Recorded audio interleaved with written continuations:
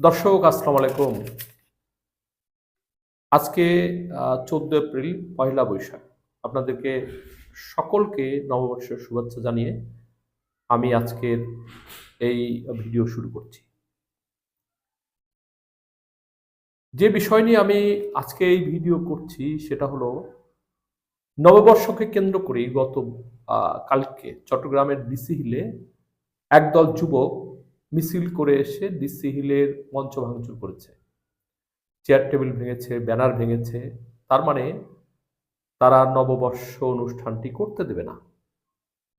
গত ৪৭ বছর ধরে এই সম্মিলিত সাংস্কৃতিক জোটের ডিসি হিলে অনুষ্ঠান করার ইতিহাস আছে। তাহলে তারা এখন করতে দিবে না মানে কি? তারা আবার স্লোগানে বলেছে যে আ বা হাসিনার দোসর এই সম্মিলিত সাংস্কৃতিক জোট বা যারা এই ডিসি হিলে অনুষ্ঠান করে থাকে।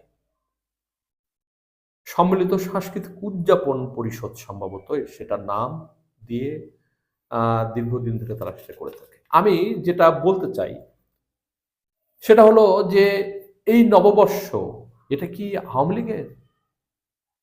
আওয়ামী লীগ কি এই নববর্ষের উদযাপনের মালিক? সেটা একটু আমাদের বুঝতে হবে। আমি যদি সংক্ষিপ্তভাবে আপনাদের সেই ইতিহাসটি তুলে ধরি তাহলে পরিষ্কার হয়। অনেকেই জানেন কিন্তু তারপরেও একটু বলি যে সম্রাট আকবর খাজনা আদায়ের সুবিধার্থে এই নববর্ষ প্রবর্তন করেন। তার আগেও শশাঙ্কও এটা করেছে, কিন্তু তখন বর্ষ গণনা হয়নি। সম্রাট আকবরের সময় এই যে সমস্যা, যেমন চান্দ্রবর্ষ আর সৌরবর্ষ। চান্দ্রবর্ষরে প্রতি বছর যখন ফসল উৎপাদন হয় তখন 10 দিন করে এগিয়ে আসে। ফলে ফসল উৎপাদন ৩-৪ বছরের মধ্যেই দেখা যায় যে ১-১.৫ মাস ফাঁকে চলে যায়। যার কারণে কৃষকদের সেটা সমস্যা হয়। তখন তাদের হাতে ফসল থাকে না, সমস্যায় পড়ে। তখন উনি যেটা করলেন, তার যে জ্যোতির্বিজ্ঞানী ছিলেন ফতে আলী সিরাজি তাকে আদেশ দিলেন যে এই সমস্যার সমাধান করতে। ফলে উনি সৌরবৎসর, চান্দ্রবৎসর মিলিয়ে আ আ একটি ডেট নির্ধারণ করলেন। সেটা হলো ১৫৫৬ সালে ১০ মার্চ। ওই দিনে সম্ভবত ৯৯২ হিজরি সন অনুযায়ী উনি এই ডেটটা নির্ধারণ করেছিলেন। কিন্তু তারপরে সম্রাট আকবর বলেছিলেন যে ৫ নভেম্বর আমার যেদিন আ ক্ষমতা বা সিংহাসনে আরোহণের দিন থেকে গণনা শুরু হবে। কিন্তু পরবর্তীতে ১৪ই ফেব্রুয়ারি কোনো সরকার সেই ডেটটাকে আগে পিছিয়ে করে এখন ১৪ই আ আ এপ্রিল করা হয়েছে। যেমন ইন্ডিয়ায় এখন ১৫ এপ্রিল নববর্ষ উদযাপন করা হয়। এই দিন সরকারি ছুটি ঘোষণা করা হয়েছে ওই দেশ এবং এই দেশেও। তো প্রিয় বন্ধুরা, তো এটা তো আওয়ামী লীগের কোনো কি না, মানে আ উৎসব না। এটা হলো বাঙালি জাতির উৎসব। আর সে সময় খাজনা আদায় করা হতো এবং খাজনা আদায় করে তখনকার শাসক গোষ্ঠী যারা খাজনা দিত তাদেরকে মিষ্টিমুখ করাতো এবং ব্যবসায়িক মহলে হালখাতা করত।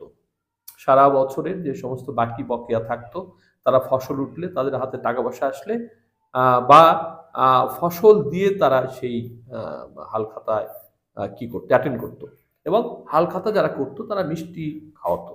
এটা ছিল বাঙালিদের উৎসব এবং সেটা উৎসব হিসেবে পরবর্তীতে আরো বেশি অ্যাপিয়ার করেছে। ধান উঠতো, ফসলের কৃষকদের মনে আনন্দ উৎসব হতো এবং তারা পিঠার আয়োজন করত, তারা গীত গাইতো, তারপরে বিয়ে-শাদির আয়োজন করতো। সেই সময়ে এই ফসলকে কেন্দ্র করে বাঙালির যত ধরনের উৎসব সেটাও মোটামুটি সেই সময়ে এগিয়ে নিয়ে আসতো। মেলা হতো এবং বিয়ে-শাদী হতো। যার কারণে বাঙালি এটাকে একটা সার্বজনীন উৎসব হিসেবে সামনে এসেছে এবং এটা একটা আলাদা একটা রূপ পেয়েছে এবং একটা ঐতিহ্য হিসেবে আমাদের সামনে এসেছে। ফলে এই উৎসব কিন্তু আওয়ামী লীগের নয়, তবে আওয়ামী লীগ এটাকে ব্যবহার করেছিল।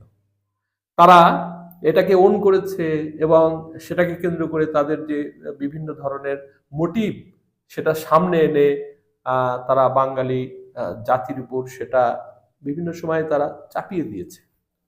সেটাকে মঙ্গল শোভাযাত্রা তারা করেছে, যদিও মঙ্গল শোভাযাত্রা ইউনেস্কো একটা মানবতার ঐতিহ্য হিসেবে সেটাকে সার্টিফাই করেছে, এবং সেটা এখন পরিবর্তনের বিষয়। সেটা মঙ্গল শোভাযাত্রা না হয়ে আনন্দ শোভাযাত্রা, সেটা হলে ক্ষতি নাই। আনন্দ, মঙ্গল এগুলো একই। আমাদের বারের মধ্যেও যেমন শনি, রবি, সোম, মঙ্গল, বুধ, বৃহস্পতি, শুক্র এগুলো আছে। তো মঙ্গল কি আমরা বাদ দিব? ফলে শব্দে কোনো বিষয় না, কিন্তু তারপরেও কেউ খুব প্রশ্ন তুলেছে যেটা হিন্দু ধর্মীয় কোনো বিষয় কিনা। এটা কখনো হিন্দু ধর্মীয় বিষয় না, এটার একটা ঐতিহ্য আছে, বাঙালির একটা আবেগ আছে। শুধু বাঙালি কেন, পশ্চিমবঙ্গ, তারপরে এদিকে ত্রিপুরার যারা বাঙালি, তাছাড়াও যারা আদিবাসী, তাদের মধ্যে যেমন বৈষ্ণবী উৎসব তাদের আছে। ফলে এটা সকলের উৎসব। এখন দীর্ঘদিন পরে এটা আসলে ওই মাত্রায় না থাকলেও, এটা যেমন পান্তা উৎসব হয়, কেউ পান্তা খায়, কেউ ঢোল তবলা নিয়ে র্যালি করে এবং তার মধ্যে হুঁকা রাখে, তারপরে হুঁচা রাখে, ঝাঁটা রাখে, তারপরে মানে গ্রামীণ পরিবেশের লাঙ্গল রাখে, তারপরে জোয়াল রাখে, এগুলো রেখে আমাদের গ্রামীণ জীবনের চিত্র ফুটে তোলে।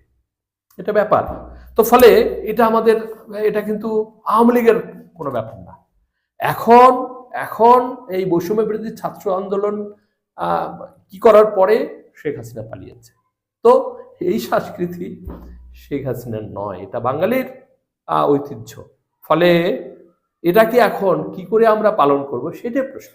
সেখানে বিএনপির মতো এক বড় সংগঠন, তার যে সাংস্কৃতিক সংগঠন, তারা ডিসি হিলে গত 47 বছর যাবত যেখানে উৎসব হয় সেটা ভেঙে দিলেন, মঞ্চ ভেঙে দিলেন, এবং তার আগে 20টা সংগঠন ওখানে যেন উঠতে না পারে সেটা আবার ডিসি অফিসে বলে আসলেন। ডিসি সাহেব আবার সেটা উদযাপন কমিটিকে বলল যে এরা উঠতে পারবে না, কিন্তু তারপরেও আবার সেটা 4টার ঘটনা গতকালকে, আজকে তারপরে 7:30-7:30টার দিকে একদল যুবক গিয়ে সেটা ভেঙে দিল।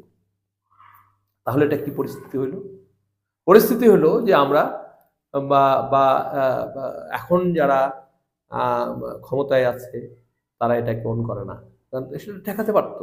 আগের দিনেই উদযাপনকারী যে নেতা, সে মোহাম্মদ আলী সম্ভবত তার নাম, সে কিন্তু গিয়ে বলে এসেছে যে এটা সমস্যা হতে পারে।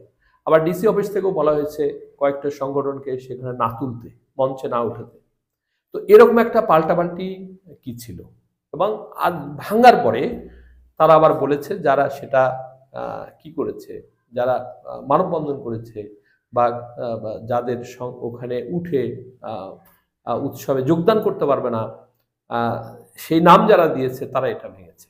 ফলে আমি এটা বুঝলেন আপনারা যে আসলে ভাঙা হয়েছে এবং সেটা প্রশাসন সেইভাবে সেটা রক্ষা করতে পারেনি, এবং বিএনপি বা তার যে সংগঠন জাসাস সেটাকে আওয়ামী লীগের একটা অনুষ্ঠান মনে করে 1 নভেম্বর। প্রিয় বন্ধুরা, দর্শক, তাহলে বুঝেন কি ভয়ানক পরিস্থিতি। একটি দলের কখনো কোনো জাতীয় উৎসব সেটা কখনো হতে পারে না, সেটা আপনারা বুঝবেন যে ভেঙে কতখানি ক্ষতি করেছে। আজকে আমি এটুকুই আলোচনা করলাম। সকলে ভালো থাকবেন। আল্লাহ হাফেজ।